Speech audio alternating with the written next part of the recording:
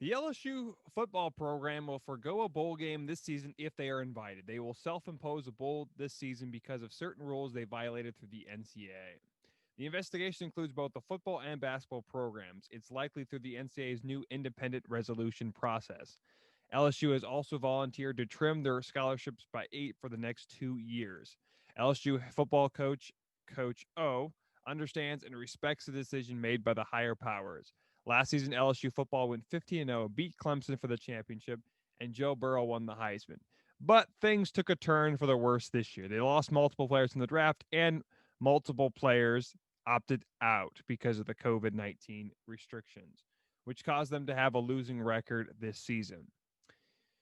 Will this affect the program going forward? I don't think so. It's not really a huge violation by the NCAA, and I think LSU just kind of saw that and just said, you know what, we're not gonna, when we're really good in a few years, we're not gonna have this dooming over us, and we're not gonna have to lose maybe a chance to play in the college football playoff championship if we're basically suspended 1 year. So they basically take it right now when they're not very good.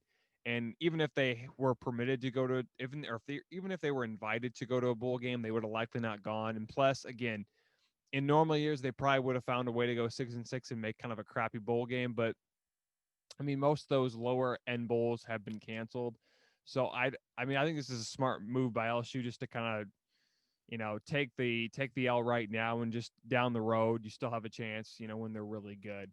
So I don't think this really affects them going forward. I actually think it actually helps them in the future. Um, can LSU rebound from this tough season? Absolutely. I mean, they're one of the higher powers still. Coach O is a very good head coach. He's just going through a rough time. And when you have multiple players opting out, you lose so many players. And a lot of people say, well, Alabama and Clemson do this every year where they lose multiple players that go in the draft, a lot of times in the top 10, and they still find a way to get there. But this is a little different. I mean, LSU was pretty mediocre the last few years until last year happened, and they were just really good.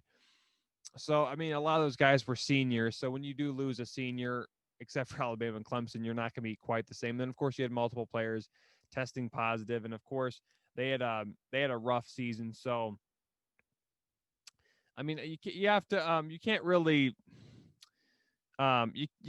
blame LSU for this. Yes, it wasn't a great season, but Coach O is doing what he can, and I don't think this will really affect, I don't think this will I think they can rebound from this season. Does LSU lose recruits because of this? I don't think so. They've had a few 5-star recruits that still said they are committed to going to LSU. Again, it's not a really big violation. I think it's just a violation that the LSU decided to say, hey, let's just take it now. Let's take the L, and when we're really good, we still have a chance to compete.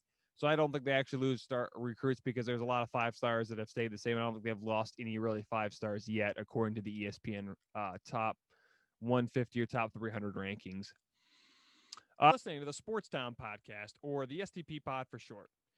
You can find us on Anchor, Spotify, Apple Podcasts, YouTube, and much more. We release new episodes every Wednesday and Friday. Also, follow us on Instagram, Facebook, and Twitter at Sports Town Podcast.